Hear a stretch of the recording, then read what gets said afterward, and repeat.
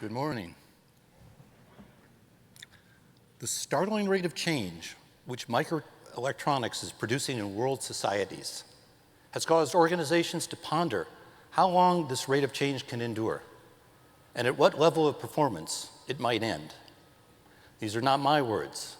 These are the words of one of the great early leaders in microelectronics technology, Dr. George Heilmeyer. At the time he wrote these words, he was the CTO of Texas Instruments.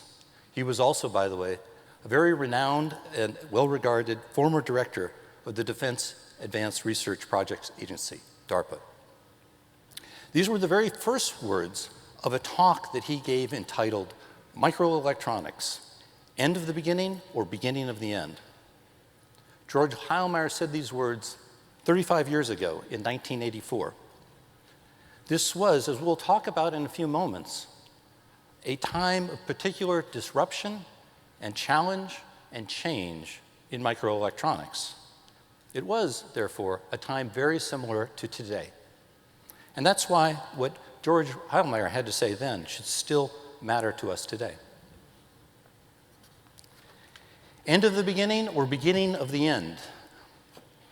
When he asked that question, he was concerned that we might be, at that time, at the end. What if in 1984, we truly were about to see what George Heilmeyer called then a stagnation of innovation? George foresaw that there would be severe and very negative implications, and these would extend across all of society. And he listed them in his talk. And that includes, as you'll see from the quote at the bottom, the defense sector. Today, no less than then, we are faced with disruption and challenge in microelectronics. There is, however, one big difference. In today's digital world, the stakes for us all now are far higher. Today, many worry that we are approaching the end of microelectronics innovation, especially in this country. At DARPA, we disagree. In fact, we believe that we stand at the beginning of a new wave of innovation in microelectronics. And that's why we are here today. Welcome. Welcome to Detroit, and welcome to the 2019 DARPA Electronics Resurgence Initiative Summit. I'm Mark Rosker. I'm the director of DARPA's Microsystems Technology Office, or MTO. Over the next 3 days, we'll be talking about the challenges that face us today in what I like to call the fourth wave of microelectronics, and how ERI is leading innovation in that fourth wave. But I would like to begin by telling you what I mean when I speak about the fourth wave. Then I'll move on and tell you a few of my thoughts about what are the challenges that we face. And then I'll come back and present our vision of how ERI will help overcome them. You know, in 1984, George Heilmeyer was very well aware of what we now know of and what he knew of as Moore's Law. So this, of course, as I'm sure everyone in this room knows, was the observation made in 1965 by Gordon Moore that the number of components per integrated circuit seems to double at a constant rate. In his original paper, which was in 1965, Moore actually said that this doubling should happen annually, and he projected that it probably would continue for at least another decade. Well, today, it's 50 years after Moore's paper, and a lot has changed, but a geometric progression in electronics integration complexity still endures. So this is a very familiar story, but there's a key point that's often overlooked in this story. Our progress during this period has not continued along a simple line. In fact, it's been sustained in a series of distinct waves of technological progress, each built on the ones that preceded it. And there's something else. In each of these waves, DARPA has played a key role working with the commercial semiconductor industry to tackle the hard problems threatening to derail progress in electronics innovation. So the first wave, when Moore wrote his paper, was a long period characterized by regular and aggressive scaling of the physical size of transistors as dimensions shrank, both speed and total number of transistors grew, and that led to the first large-scale integrated circuits. DARPA was there, helping to guide innovation during the first wave. For example, recognizing the design challenges that were emerging as complexity surged, DARPA established in the late 1970s the VLSI project to accelerate microprocessor design. The effort had enormous influence to the computer industry, including the creation of BSD Unix, RISC processors, and many CAD tools that are still in use today. And as fabrication costs became problematic in the first wave, DARPA created MOSES to provide design aggregation services so that researchers could share their fabrication costs and design innovations. The resulting fabless design and foundry fabrication business model established the foundation of our current microelectronic ecosystem. These efforts helped sustain the first wave for many years. When George Heilmeyer was giving his speech, he was concerned about a specific challenge. It was, in fact, that challenge that led to the end of the first wave and to the start of the second wave. That problem was not fundamentally about transistors or transistor development.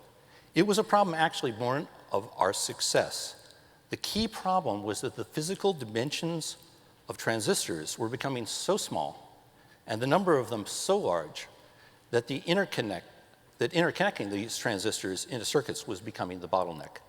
So a new technology for back end of the line fabrication process, BEOL as it's called, was needed.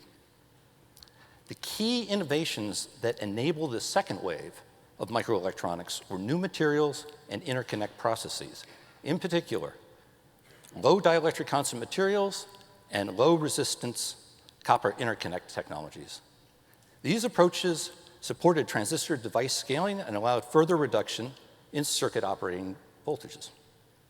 Again, DARPA was there. During the 1990s, DARPA worked closely with industry partners and with universities through the Focus Center Research Program to explore advanced interconnect technologies. DARPA also initiated the Low Power Electronics Program to develop aggressive new tools to reduce transistor operating voltages from 3 volts to 1 volt. DARPA and the commercial electronics industry worked then to make sure that it was not the beginning of the end, as George had feared. Instead, it was a new wave, a new beginning, much, I think, like now. But in time, that second wave also reached its end. The challenge that ended the second wave and led to the third wave was about transistors. As semiconductor device scaling began to approach its fundamental limits, technology developments pioneered by DARPA were crucial to overcoming this challenge. One was the introduction of 193 nanometer lithography, which allowed fabrication of extremely small feature sizes. But the essential advance that I think most characterized the third wave was the introduction of the FinFET, which was first developed by DARPA in the late 1990s. For the first time, this led to a 3-dimensional transistor topology. These inventions and many more that I don't have time to discuss allowed years more of more. So today, as we truly reach the atomic device limits for transistors, we have arrived at our own new beginning. We have arrived at the fourth wave of microelectronics. In this fourth wave, we find ourselves facing our own challenges to overcome if we want to avoid the stagnation of innovation that George Heilmeyer warned us about. Some of these new challenges include finding new routes other than physical device scaling to drive circuit performance to higher and higher levels, overcoming the skyrocketing cost of integrated circuit design, which is threatening to limit innovation to the dwindling few who can afford it, addressing the explosion in data being digitized and then moved on and off of chips, which leads to latency and cost and enormous complexity, not just for the circuits, but for the larger systems around them. And last, and certainly not least, is safeguarding the accessibility and security of our microelectronics supply lines, which has become an imperative both to industry and to government, as our society has become increasingly dependent on digital electronics. So these are enormous challenges, and they demand new innovations. So, what did George Heilmeyer say about that? Innovation, he said, depends in part on anticipating where technology and its applications are going in the future and daring to trust that intuition. So how then do we innovate the fourth wave? In short, what is our vision for ERI? The intuition and the innovations we are championing lie in 4 areas. First, new materials and devices. ERI is developing new concepts in semiconductor device physics that go beyond traditional silicon CMOS to achieve higher levels of performance in both computation and memory.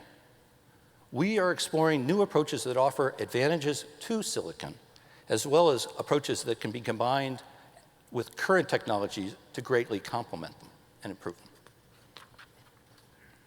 Second, specialized functions. ERI is supporting a shift away from generalized von Neumann computing to new approaches to achieve circuits that are highly optimized for performance for specific kinds of tasks. This includes a focus on hardware implementations of artificial intelligence. Third, design and security. Microsystems represent the most complex systems humans have ever created, and that complexity is sure to increase. ERI is enabling the next generation of electronic design automation tools, EDA tools, to exploit the power of specialization in new and more complex architectures. But in addition, we are providing tools to build security into the design process. And finally, 3D heterogeneous integration. So I believe that the fourth wave and ERI are fundamentally about exploiting the third dimension in electronics. We will exploit the third dimension to make a shift from coarse board level and chip level integration to much finer, higher density, more interconnected microsystems that are composed of heterogeneous elements. This involves the development of new assembly methods, interconnect technologies, as well as overcoming associated challenges like thermal management. You know, as bold as we might think this is, I think very little of what I just said would have come as much of a shock to George Heilmeyer. Many of these ideas or innovations he advocated. New materials and devices, innovations in self-learning, innovations in design,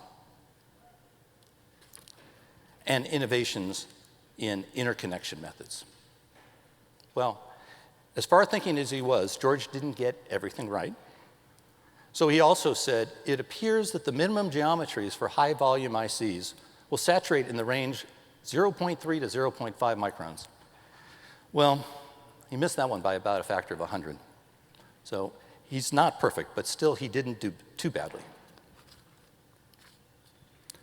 So like Heilmeyer, we may not get everything right, but we are here at this summit to engage with you, to expand, to explore, and to perfect our vision of ERI. So I'd like to take a moment to tell you a little bit about how the summit will be organized. We're going to start this morning by highlighting how ERI is a partnership with industry, with academia, and with government. Our focus for much of today and tomorrow will be on the progress we have made over the last 24 months in defining the fourth wave. We have started about 20 large ERI programs, and we will highlight exciting new results from some of the earlier ones, what we call the best of ERI, the best so far. As we do this, we will also try to put our progress in context, to explain what's important from an application perspective.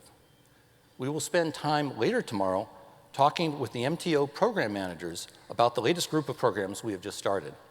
Many of these, we believe, will be the focus of discussion in future ERI summits. And throughout this summit, we plan to take time to engage with you in discussions about further new ideas and new concepts and how to expand our vision of the fourth wave further. This could lead to future ERI programs. And I should have an announcement or two to share with you later. This is what ERI is, and this is what we will be discussing this week. It will be exciting. Welcome again to the ERI Summit.